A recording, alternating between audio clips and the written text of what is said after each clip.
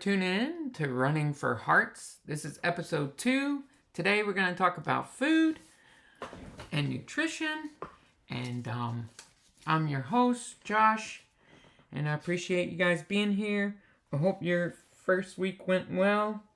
And I hope your workouts are going great. And hopefully life's not getting in the way of your training. All right.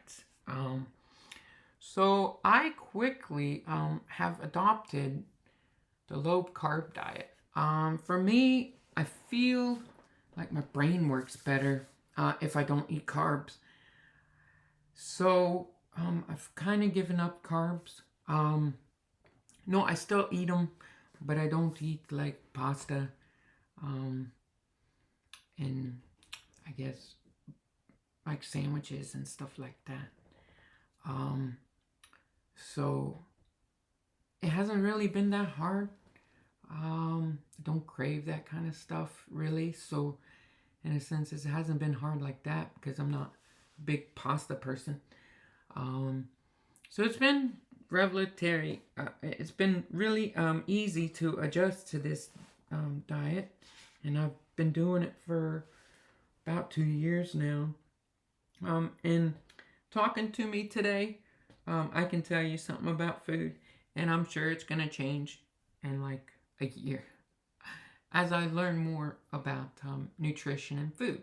So, what I tell you today might change, and I would encourage you to try foods and to see what works for you and what doesn't, because guess what? Everybody's bodies is different. So what foods can work for me might not work for you.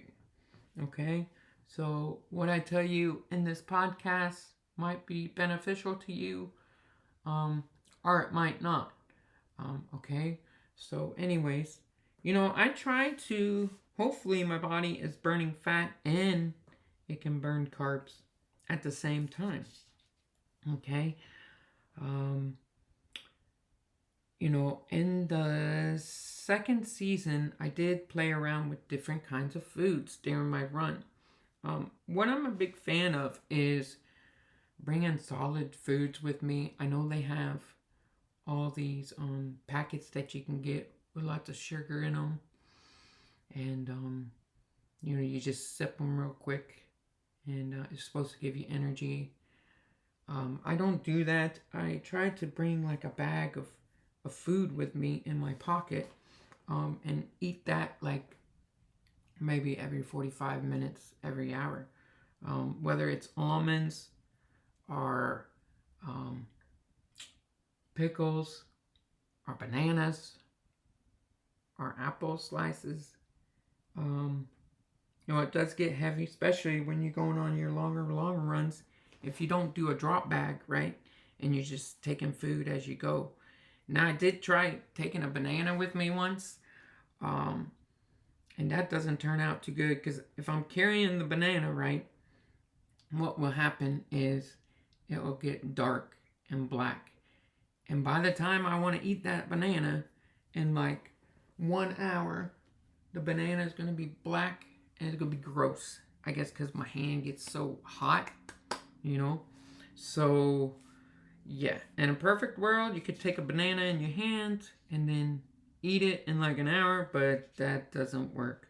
So, what I tried before is like some dried fruit. It's very lightweight eating dry fruit.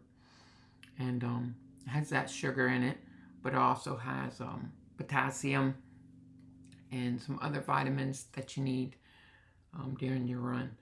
So that was always helpful to have that for sure.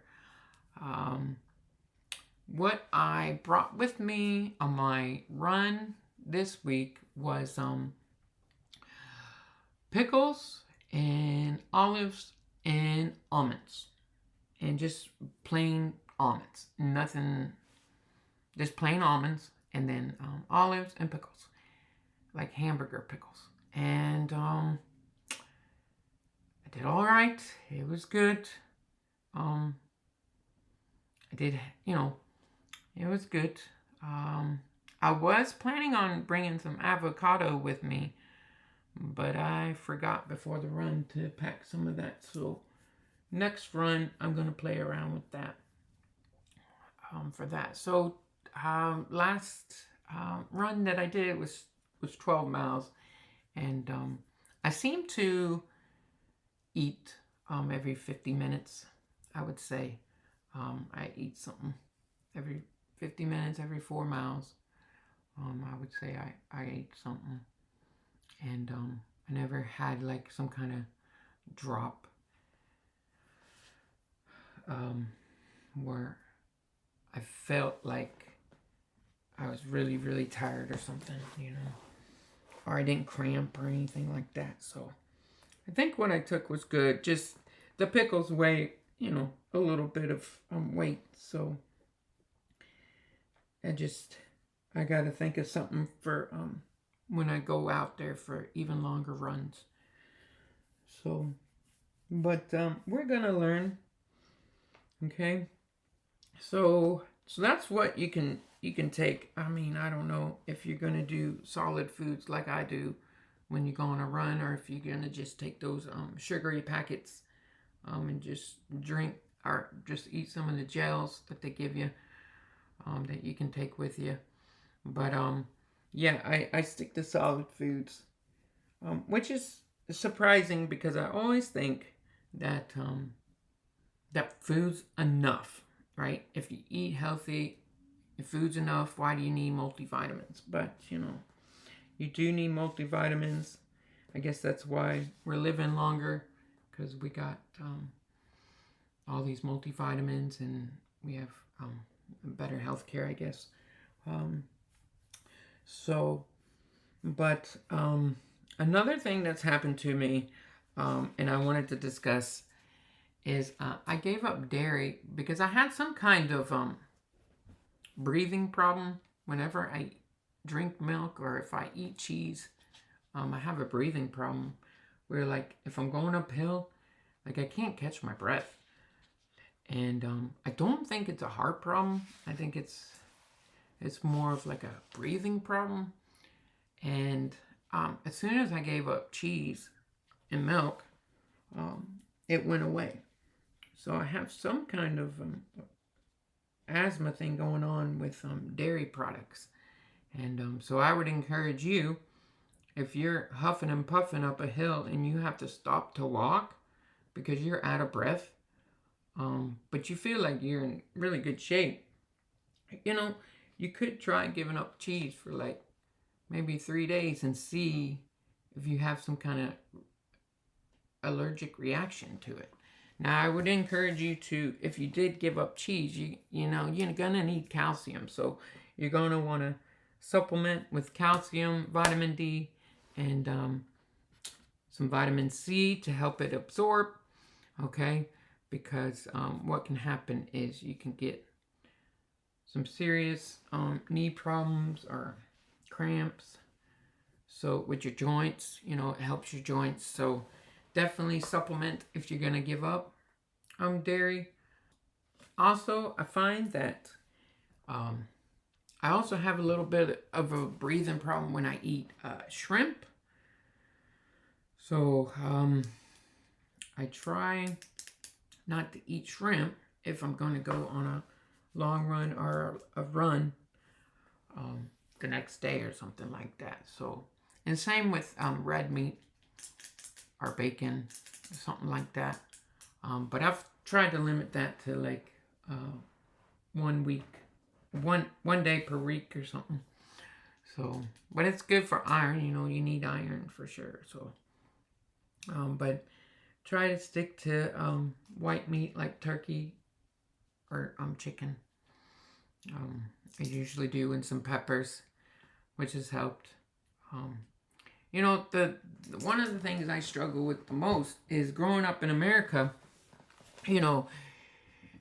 If you're listening from America, if you're from listening around the world and you're listening from Europe, I don't know if you can relate to this, but I guess growing up in like the 90s, we had a lot of buffets, and so we just eat and eat and eat. So I got this humongous stomach.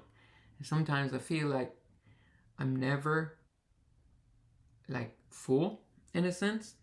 Like any given day, I can go out and I can eat like a 2-pound hamburger. And that's no joke. Like my stomach is humongous. So it's definitely hard to eat in moderation because you're just like always hungry. But I wanted to start these episodes with a tip of the week.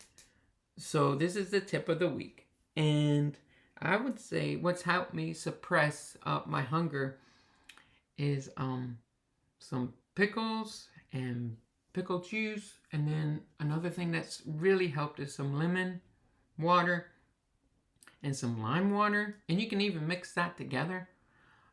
If you do lemon and lime, mix it together. And those fruits have very little amount of sugar. You know, you're looking at 2 grams of sugar, 1 gram of sugar in lime. So, you know, mix them both together. You'll get some vitamin C from it. And then I find that it helps suppress my hunger, which has helped for sure. So, hopefully that can help you guys if you're feeling like really hungry all the time, especially with all your running that you're doing. So that's the tip of the week.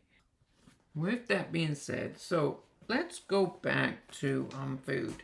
So I did say I was on a low carb. So basically, you know, foods, vegetables, and fruits that have low carbs, you know, I would say apples and bananas. They have high carbs, but like watermelon, got some low carbs in it. You know, any kind of berry, red raspberry, blueberries are good for you. You know, a lot of antioxidants. You know, dark chocolate would be good. You know, I try to eat like 3 eggs per day. I did have high cholesterol, so I was eating like 8 eggs a day. So had to adjust to that. Just eating like 3 a day. Which in a perfect world, I think I could eat definitely 4 or 5 eggs in like one meal, which would be awesome. But I've limited to 3 eggs, and then I just focus on the white meat, right? Like turkey or chicken. And then with some peppers, you know, or some broccoli. I usually eat eggs with spinach and kale in the mornings. And then in the afternoons, evening, add some peppers.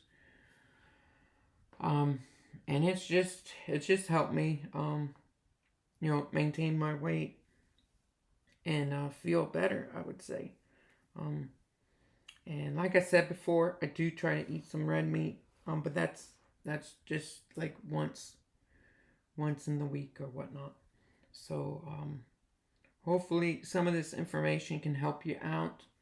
You know, I did want to say that because I've done it before, guys. Okay, like I used to eat like Big Macs and Whoppers, right, from Burger King, and man, they taste good. But you can run eating this stuff, right? But you're not gonna feel good on running day. You know, you're gonna be sluggish. You're not gonna feel good. Running's not gonna be fun. Running's not gonna be fun at all. I mean, you'll be running like 3 or 4 miles, and you're gonna be in really bad pain, man, from eating that Whopper or eating that Big Mac. You can do it. And yeah, you know, you're thinking, okay, I want to treat myself because, you know, I'm running all these miles. I can afford it. I ran so far. Look at all the calories that I burn. I can eat a Big Mac. I can eat whatever I want, right? I can have this chocolate. I can have this cake. I ran so far. Okay, maybe cake's not gonna do it, but definitely eating some fast food's gonna do it. Ice cream might not do it. But what I'm saying is, listen, you can't outrun a bad diet. So you're gonna need to change some of the food that you eat. And definitely don't eat, fast food, on your long run, the day before your long run or something like that. Because you're not gonna feel great going out there, because that stuff is full of sodium, man. When I eat McDonald's, man, I'll be drinking water, like gallons of water for maybe for 2-3 hours, man. Like just a lot of water, and then I won't even pee because the sodium content in this stuff, right? So, definitely, I would say change your appetite and don't think of running as it's a gimme for rewards for eating, and I can eat whatever I want because I'm just gonna run it off and da da da da da. Guess what's gonna happen if you do that? You're not gonna have good runs. The second thing's gonna happen is you're not going to see a difference in your body. If you do, it's gonna be a small change. If you want a big change in your body, right? If you want to slim down, okay, you're gonna have to eat healthy. Okay, running is not enough. You're going to have to eat healthy and run. And if you combine the two, you're going to have some great runs, going to enjoy running better, and I guarantee you'll get faster and you'll get leaner. Okay? So, yeah, hopefully that can help you guys change the way that you're thinking. If you're still eating the bad food, hopefully this can help you change. But yeah, just try it. Try not eating the bad food. Now, I mean, you can maybe get a grilled chicken sandwich at McDonald's. That's not going to be too bad, right? But we're talking about hamburgers and stuff like that. So, our chicken nuggets, just the fried food, probably not the best, especially for a long run. And especially McDonald's or Burger King or any fast food joint, they're going to have a lot of sodium in the products, and it's just going to drain your body of liquid for sure. So if you're going on the long run, it could hinder you. So hopefully this information helps you, and hopefully you can improve your eating habits, and that will help you become a better runner and a faster runner and enjoy your runs even that much better. So I appreciate you tuning in, and I look forward to listening to